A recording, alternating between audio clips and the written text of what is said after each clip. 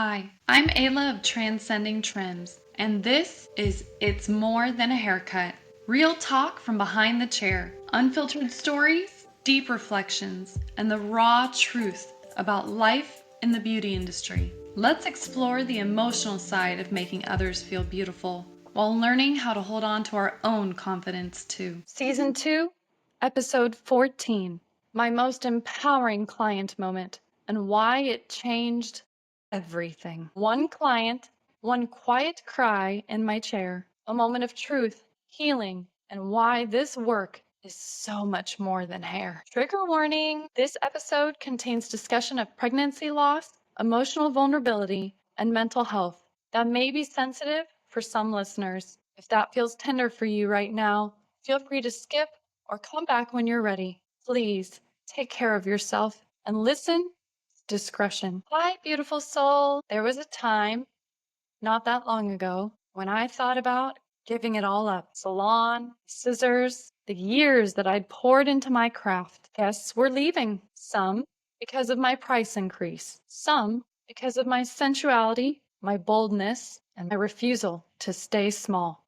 On my worst health days, I'd sit alone in my studio and think, maybe I'm not cut out for this anymore. Maybe I'm not worthy of doing hair or even showing up at my kids' school. Why would anyone want to be around me? I felt like I was disappearing into my own self-doubt. Then she sat in my chair. This guest was fairly new to me. We were still building trust, still learning each other's rhythms. She sat quietly at first, but as I worked, I felt the energy shift, a heaviness, the kind of weight you don't name, you just hold. Then she told me she had another miscarriage. Another. Last time was a day before her first appointment with me years ago. And now this, another loss. My heart broke for her, but I didn't flinch. I didn't rush to fill the silence or offer platitudes. I simply kept working gently and let her cry, because this is what my chair is for. A place where people aren't too much, where they don't have to hold it all together, where they are allowed to be exactly as they are, messy, raw, and human. I didn't try to fix her pain. I didn't pressure her to talk or distract her with product recommendations. I just stayed present, quiet witness to her grief, a soft place to land in a world that tells women to move on too quickly. And in that moment, I realized this is why I'm here, not just to cut and color, not just to create beautiful hair, but to hold space, to care for souls as much as strands. Being a hairstylist isn't about hair, not really. It's about creating a sanctuary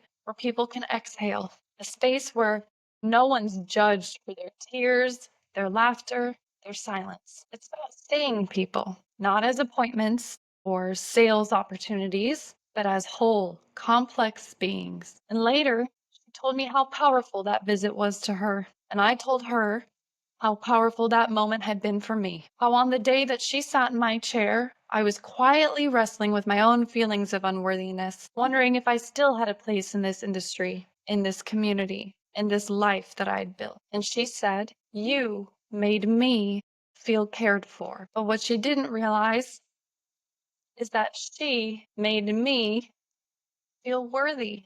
It was divine timing. She reminded me why I am here, why this work is sacred, why I don't need to be anyone else but me. That day, in my little home salon, I didn't just help her heal. She helped me heal too. And now I know this isn't just what I do. It's who I am. This is why I'm here. Thanks for listening to It's More Than a Haircut. If this episode resonated with you, share it with someone who gets it. And don't forget to follow for more real talk behind the chair. New episodes drop every Tuesday. Follow, subscribe, and come hang out with me behind the chair, behind the truth. Until next time, take care of your energy, your craft, and yourself.